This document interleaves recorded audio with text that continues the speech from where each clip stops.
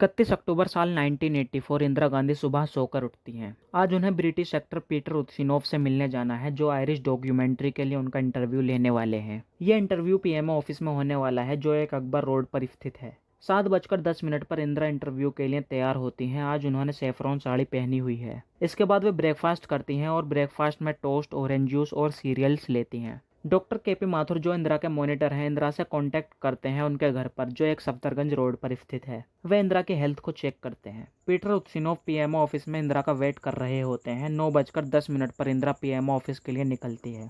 Constable Narayan Singh, personal security Rameshwar Dayal और personal security are के धवन, ये 3 लोग भी उनके साथ जाते हैं।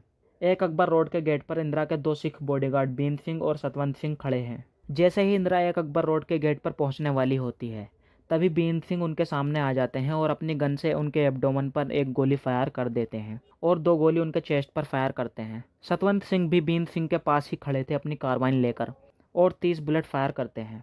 फायरिंग करने के बाद दोनों बॉडीगार्ड अपने वेपन्स फेंक देते हैं और अपने आप को सरेंडर कर देते हैं, ये कहते हुए कि हमें जो करना था हमने वो कर लिया, अब आप जो करना चाहते हो वो कर सकते हो। बीन सिंह को दूसरे गार्ड द्वारा तभी मार दिया जाता है और सतवंत सिंह को अरेस्ट कर लिया जाता है, जिसे बाद में खैर सिंह के साथ फांसी पर लटका दिया जाता है। आर के धवन और एक police officer Dennis Bhatt Indira Gandhi को एम्बेसडर व्हीकल में लेकर जाते हैं। उनके पॉलिटिकल सेक्रेटरी माखन लाल भी वहां मौजूद होते हैं। जैसे ही वे एम्स हॉस्पिटल की तरफ बढ़ते हैं, सोनिया गांधी मम्मी मम्मी चिल्लाकर दौड़ी हुई आती है और वो सब इंदिरा गांधी को एम्स हॉस्पिटल लेकर चले जाते हैं। इस इंसिडेंट का हॉस्पिटल में इन्फॉर्म नहीं किया गया था, जिस वजह से वहाँ कोई इमरजेंसी की व्यवस्था नहीं की गई थी। 9:32 पर इंदिरा गांधी को लेकर एम्स हॉस्पिटल पहुंच जाते हैं।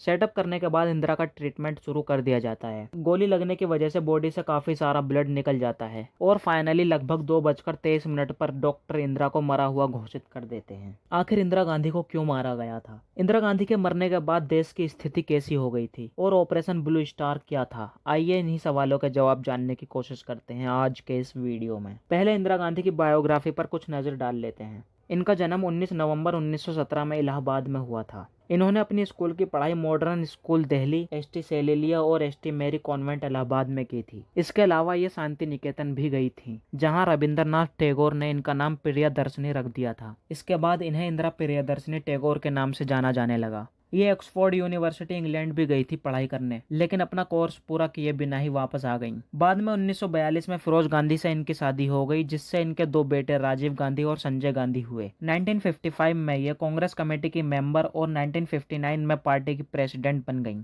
पिता की डेथ के बाद 1964 में इन्हें लाल बहादुर शास्त्री कैबिनेट का इंफॉर्मेशन और ब्रॉडकास्टिंग मिनिस्टर बना दिया जाता है। लाल बहादुर शास्त्री की डेथ के बाद 1966 में इंदिरा गांधी भारत की पहली फीमेल प्राइम मिनिस्टर बन जाती हैं। इनका पॉलिटिकल करियर एक रोलर कास्टर की तरह था। 1971 में इंडिया पाकिस्तान की वॉर में हुई जीत और ग्रीन रिवॉल्यूशन जैसे अचीवमेंट हुए, लेकिन इसके साथ साथ इमरजेंसी और ऑपरेशन ब्लू स्टार जैसे क्रिटिकल लॉस भी हुए। ये 1977 में इलेक्शन हार जाती हैं और 1980 में एक बार फिर भारत की प्रधानमंत्री बन जाती हैं। ये तो रही इनकी बायोग्राफी। अब आइए ऑपरेशन ब्लू स्टार के बारे में समझते हैं। 1947 में आज़ादी के बाद सिखों द्वारा मूवमेंट चलाया जाता है, जिसे लीड कर रहे थे सिख पॉलिटिकल लीडर तारा सिंह, जिसका मकसद था कि पंजाबी बोलने वालों के लिए पंजाब को सेपरेट स्टेट बनाया जाए। 1 नवंबर 1966 में पंजाब लैंग्वेज के आधार पर 2 हिस्सों में बढ़ जाता है। मोस्टली जो हिंदी बोलते हैं उनके लिए हरियाणा और जो पंजाबी बोलते हैं उनके लिए पंजाब बनता है। 1980 में मिलिटेंट्स ग्रुप शिरोमणि अकाली दल और all India Sikh student federation सिखों का एक अलग नेशन बनाने की डिमांड करने लगते हैं, जिसे खालिस्तान का नाम दिया जाएगा। अपने गोल को अचीव करने के लिए इन ग्रुप्स ने टेररिज्म का यूज किया, जिसमें यह पंजाबी हिंदुओं और उन सिखों को भी मार रहे थे जो खालिस्तान बनाने के समर्थन में नहीं थे। स्टेट में बढ़ रहे शिरोमणि अकाली दल के प्रभाव को रोकने के लिए कांग्रेस द्वारा जनरल सिंह भिंद्रावाले को कोऑर्डिनेट किया जाता है, लेकिन वह भी एक प्रॉब्लम बन जाता है। वह खुद का ही एक युवा ग्रुप बनाने लगता है। उसके फॉलोअर्स की एक्टिविटीज वायलेंट को बढ़ा रही थी। 1982 में Akali Dal civil disobedience movement launch करता है, जिसे धर्म युद्ध मोर्चा का नाम दिया गया था। जनरल सिंह भिंद्रावाला भी इसी मूवमेंट का हिस्सा होता है। वह अमृतसर के हरमंदिर साहिब गोल्डन टेम्पल पर कब्जा कर लेते हैं, जो सिखों का पवित्र मंदिर है। इसके बाद 1983 में डीआईजी एस अटवाल को गोल्डन टेम्पल पर प्रार्थना करने के बाद मार दिया जाता है और उनकी बॉडी को वहीं सड़ने के लिए छोड़ दिया जाता है। ये सब बढ़ता ही जा रहा था।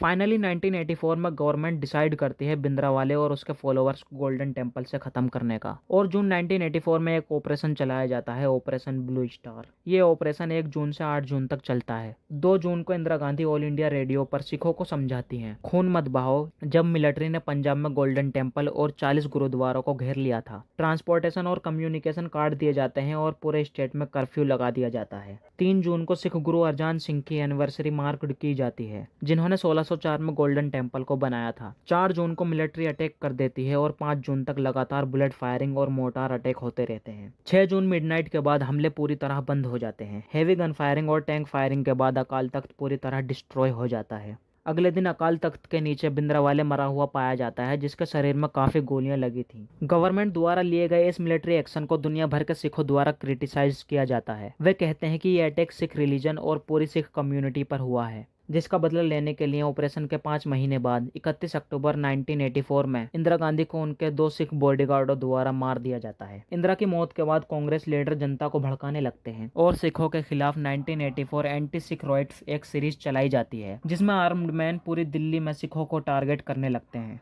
उनके घरों और दुकानों पर हमला करने लगते हैं। 1 नवंबर को आर्म्ड मॉब्स दिल्ली की गलियों में दिखाई देने लगती हैं, गुरुद्वारों और इनोसेंट सिखों पर हमला करने लगते हैं। त्रिलोकपुरी, शाहदरा, सुल्तानपुर, नंदनगरी और गीता कॉलोनी सबसे ज्यादा प्रभावित होते हैं। हिमाचल प्रदेश, हरियाणा, राजस्थान, मध्य प्रदेश और उत्तर प्रदेश में भी सिखों को टारगेट किया जाता है। गवर्नमेंट एस्टीमेट के मुताबिक सिर्फ दिल्ली में मरने वाले सिखों की संख्या 2800 और पूरे भारत में 3350 थी, जबकि दूसरे सोर्स के मुताबिक यह नंबर 8000 से 17000 तक होता है। Farmer union minister H K Bhagat, Congress leader Jagdish Tytler, Congress lawmaker Sajjan Kumar, Lalit मकान और धर्मदास शास्त्री, ये वो लोग थे जो जनता को भड़काने में रॉयट्स का कारण बने। इसके बाद इनके खिलाफ मुकदमा चलाया जाता है। कुछ सालों बाद हाईकोर्ट इन सब के खिलाफ अपना जजमेंट देता है, जिसमें इन्हें आजीवन कारावास की सजा सुनाई जाती है। वीडियो पसंद आया हो तो सब्सक्राइब कीजिए ऐसे ही और वीडियोज़ के लिए। धन्यवाद।